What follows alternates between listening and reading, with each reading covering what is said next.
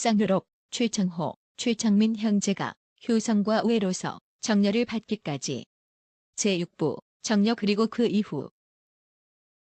안녕하십니까. 다음에서 인터넷 카페 주덕자를 운영하고 있는 여수입니다. 반갑습니다.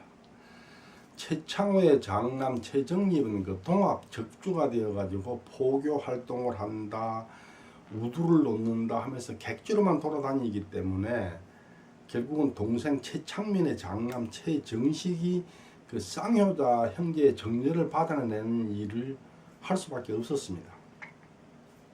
동학혁명에서 최정립이 그 혁명군의 간부로서 가담함으로 인해서 본인은 물론 뭐 형제들 사촌들까지 전부 뭐 보성군 문덕면, 광양시 진상면 싶은 그 산골짜기에 가서 숨어 살지 않으면 안 되는 그런 상황이 되고 말았습니다.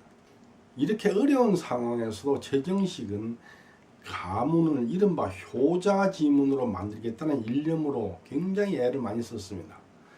오늘은 그 최정식이 정려를 받아내는 과정, 그리고 또 그 과정, 그런 과정을 거쳐서 내려진 정려가 있는지에 대해서 알아보도록 하겠습니다. 최정식은 정려를 받아내기 위하여 애를 많이 썼지만 쉽게 받아낼 수는 없었다.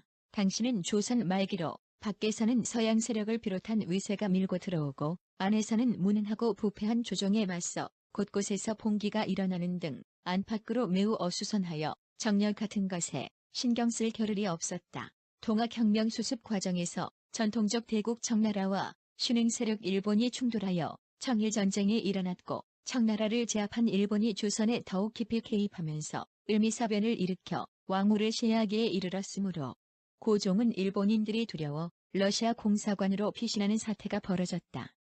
하지만 공산주의 혁명으로 골병이 든 서양의 태국 러시아마저 일본에 패함으로 더 이상 의지할 데가 없어진 조선은 결국 일본의 식민지로 전락하고 말았다. 조선 팔도에서 도천장이 올라와가지고 이게 산처럼 쌓여있지만 해도 나라가 망해버렸기 때문에 더 이상 그걸 검토해줄 예조도 없고 정려를 내려줄 국왕도 없습니다. 이런 상황을 안타깝게 생각한 그 유교적인 성향이 강한 사람들이 모여서 모성공회라는 유교단체를 만들었습니다. 주로 그 조선 말기에 그 벼슬 했던 사람들이죠.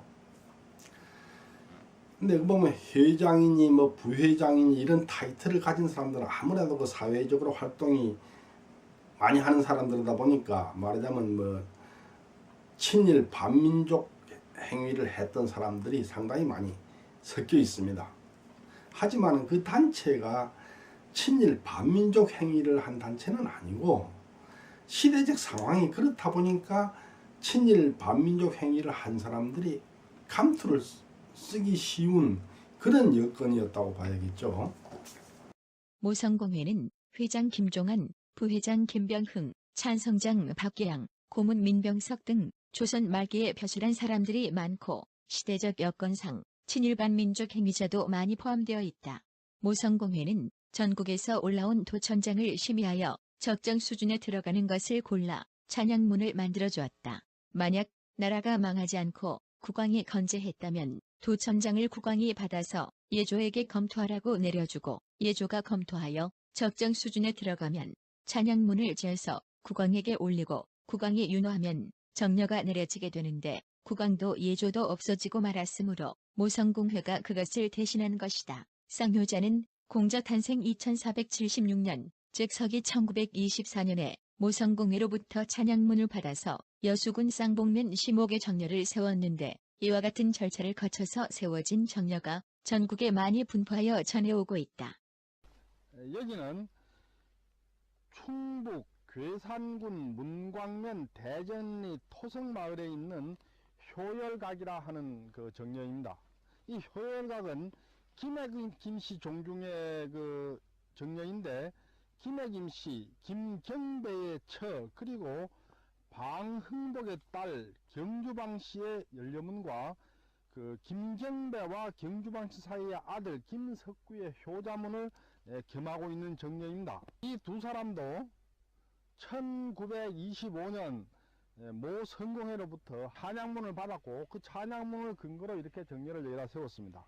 여기는 충남 보령군 청소면 야현리 통골이라는 그 마을 앞에 있는 그 해조시 오재현의 그 효자정려 효자각입니다. 공부자 탄강 2477년 즉 서기 1926년 모 성공회의 찬양문을 받았고 그걸 근거로 이 해조시 집안에서 이렇게 그 효자각을 여기다 이렇게 세웠습니다.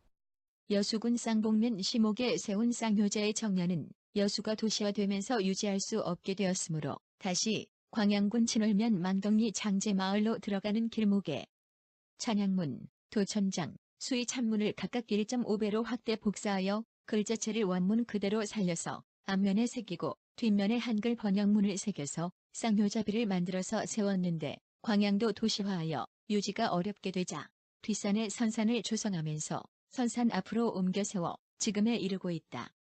1932년 신현태가 서울에서 유현 110명, 신금 120명, 효자 480명, 효열부 415명을 수록한 속수륜강록을 발행하였는데 쌍효자는 효자편에 수록되어 있다.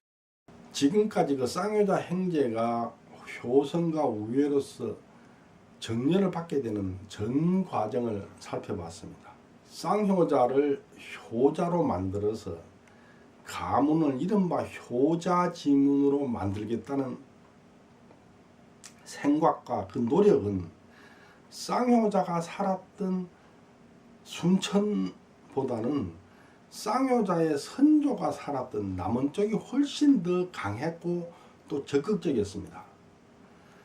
그래서 쌍효자 형제의 그 우애를 돋보이게 만들겠다는 취지에서 처음에 남원에서는 41살을 먹은 사람은 50세에 가깝다 이렇게 좀 부풀렸고 그게 다시 순천에 와가지고는 50대가 되었다 이렇게 과장을 했고 그러다 보니까 그게 문제가 돼서 정년을 받지 못하게 되었고 또 그런 문제를 해결하기 위해서 호적부를 조작한다든지 이런 참 지금으로선 이해하기 어려운 일들이 많이 벌어졌습니다. 근데 사실 중요한 것은 어떻게 해서 정년을 받았느냐가 아니고 진실로 부모님께 효도를 했느냐 형제간에 우애를 했느냐 그런 그거 아니겠습니까? 나무는 가만히 있으려고 하지만 바람은 그치지를 아니하고 자식은 부모에게 효도를 하고 싶어 하지만 부모님은 기다려주지 않는다고 합니다. 다음번에는 그 전주채시 문화유산을 가지고 찾아뵙도록 하겠습니다.